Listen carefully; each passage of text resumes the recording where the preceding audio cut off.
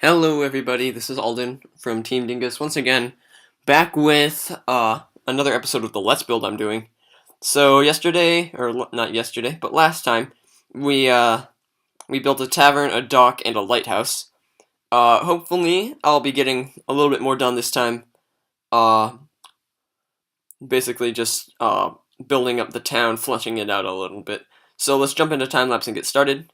So, I think the first, any just in general, any medieval village is going to have a blacksmith. That's pretty much a given. So we're going to make a blacksmith. I'm going to make the floor, set it to spruce wood, and then put some corners made out of stone brick, along with some highlights of cobblestone. I realize now that it was a little bit too thin, so I had to widen it by 1 block, and then just rebuild the parts that I had broken. Put in like a door frame, and then put like I think I'm going to have the back of this be open, and that's where like the smeltery is, so that smoke can escape and everything, and won't get trapped in the confined space. So build the walls around it, but yeah, the back where I've fenced it off with stairs is going to be open to the elements. So put some finish up the little fence there, and then change some of the floor to stone, because if you're gonna have a smeltery, you don't want wooden floors all the way. So then we start building up a little bit of the roof here with cobblestone and stone brick stairs, just a combination of the two, and then finish the roof in the places where I'm going to have a roof. So here, just fill it in with some cobblestone. That looks about right. And then add some details on the interior. Take some cobblestone walls, put some supports there for the roof. And that looks about good. So now we're going to make the smeltery, which is going to be basically like a pool of lava. Put next to it some shelves that you can shelves and racks that you can store the weapons you've made on, and then add extra details on the inside. Then I'm going to put a little bit of an overhang down over the furnace. We don't want it to rain down on the furnace. We just want the air to be able to escape. Alright, so that looks like the exterior is, for the most part, done. Let's check it out. We just need to decorate the interior now. Put a little desk there. Put another shelf there. I think 3 shelves is a little bit too much, though. So I'm going to get rid of that one, replace it with a bank of furnaces, and then put in an anvil, a chest, and there we go. It looks like that is pretty good. So, moving on to the next thing, which is going to be a leatherworker. I'm trying to make each of these houses be as different from the other as possible. Set the time to day there so it's no longer annoying and dark. So, in this one, I'm going to again be using the spruce wood for the pillars on the sides, but I'm also going to, here's Ben trying to talk to me. I'm also going to be using cobblestone to as sort of an indented highlight on the exterior. Also use cobblestone around the edge, or around the top edge, for where the pillars are going to stop. Alright, so then we're going to use some wool, I think, to put some of the exterior siding on.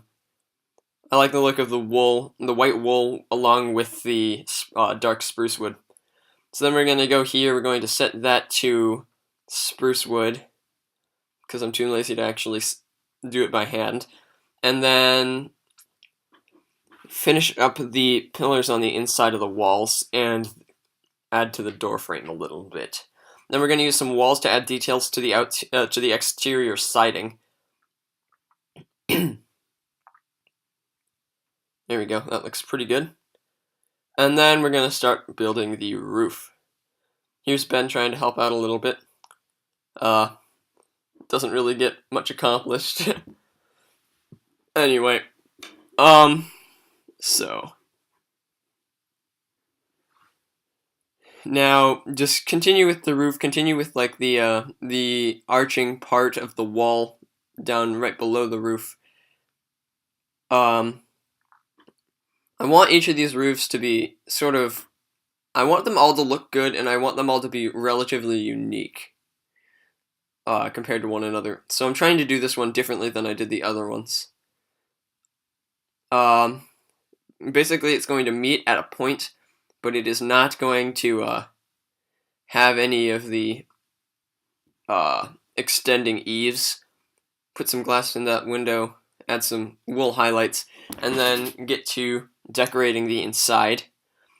So I'm going to use some tripwire hooks and string to run a line across these item frames, and then put some leather in the item frames. So it almost looks like the leather is hanging up on a line, drying out, hardening, whatever you please. Anyway, so on the other side, I'm going to put some basic leatherworking tools like a furnace, anvil, crafting table, and then a little desk or / counter area with some plates of iron for hammering metal. Here, I'm trying. Our server does not yet have Minecraft 1.8. That will come as soon as Bucket gets off its ass and actually like does it. So I'm trying to figure out a way I can do this. I decided I might try it with zombies and cauldrons wearing leather armor. However, I don't know the command off the top of my head to spawn zombies. So I'm trying to do this. I've set the difficulty to hard in the hopes that it'll make it so that they can actually wear the armor. But it doesn't seem to be working. Don't know what the problem is. Anyway, I'm going to leave that later. Tell Ben to figure out the command. And then I'll move on. So that's the leatherworker, pretty much done. So next I'm going to have sort of like a shopping district or a bazaar, if you will. Which is basically just going to be like a couple stalls, a town square, and a fountain. So figuring out how to make the stalls, how big I want them to be. I think that sort of a 4x5 looks about right. Fill in some of the ground there so the road doesn't look weird. And then take some wool, make like a canvas roof of the stall with blue wool stripes. And then take a chest and put it there on the inside. So that's one. Here's a second one.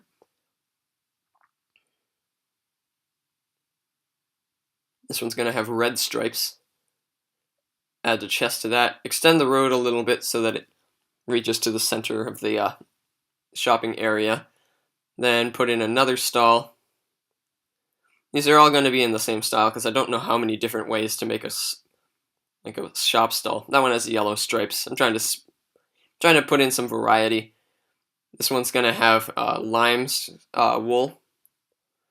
And then I'm going to have a fountain in the center. So I'm trying to figure out how I'm going to do this. It's an even number, which is kind of odd for fountains. I don't generally make fountains even numbered blocks across. So I'm trying to figure out how this is going to work. I realize now that if I were to try to do it that way, it would just pour out. So I'm just going to widen the fountain a little bit and then pour down the water. So we've got a fountain there. That'll work. That looks just about fine. I just realized now that this red thing here is actually in the wrong place, and I'm trying to world edit it to the right place so I don't have to remake the entire thing. There we go. And then this one also was in the wrong place because it was built in line with the red one. So there we go. That looks about right. And I think we can move on to the next part. So this village is going to be fairly large, so it's going to need some housing for just the general population. So I'm going to need to make a couple of houses where people are actually going to live.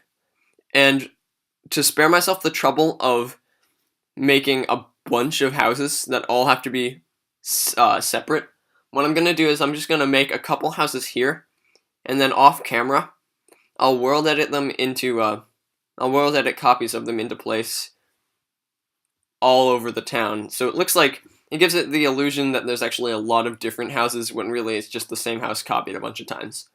Anyway, it shouldn't look too weird, hopefully. Here I'm designing the interior of this house, putting a wall there, and trying to figure out how these glass panes are going to work.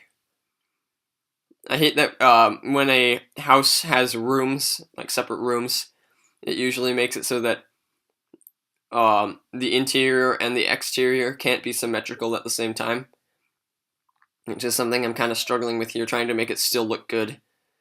Alright. That looks pretty good. It's not exactly symmetrical with the windows, but it'll be fine. So here I'm going to do a roof similar to that which I did on the tavern, except using dark oak rather than the cobblestone.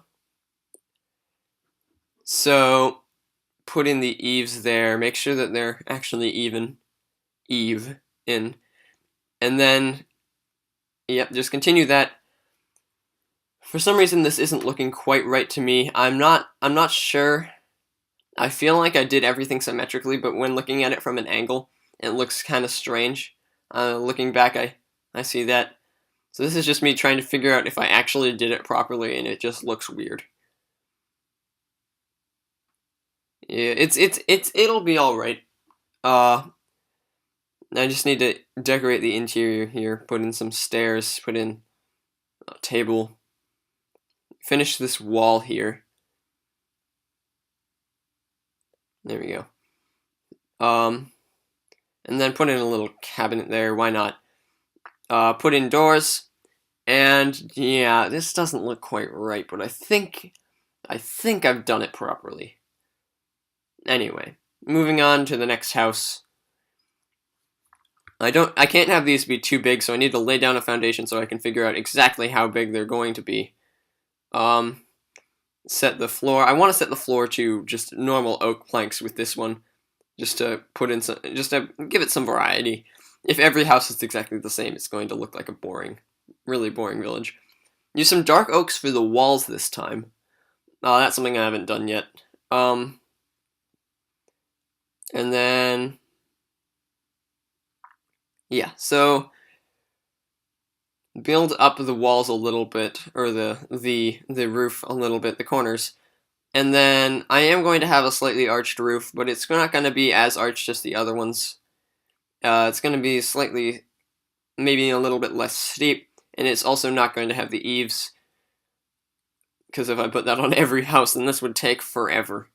Anyway, yeah, I'm using stone bricks this time. I actually haven't used that as a roofing material yet. And put some spruce wood across there for the ceiling of the interior of the house. And there we go. Put in details and glass panes for the windows. And then we're going to want to put in separate rooms, divide it into like a bedroom and a sitting room basically. Similar to how I did the other one. Put a bed there. Putting the bed on the right side this time. Variety. That's variety for you. Couldn't think of another way how to do a table, so I'm giving it a white tablecloth instead. So that's about enough for one episode, I think. This is going to be stretching about 15 minutes long. So I'm just going to build up this road a little bit, because next episode I'm probably going to be building the castle. So I want to just set the foundation for where the road's going to be. The castle is going to be up on that hill. So, yeah. So right now, what I've got is I've got a lighthouse, 2 houses, a leatherworker, a blacksmith, a tavern, and a dock. Next time, we'll build the castle, so I'll see you then. Bye.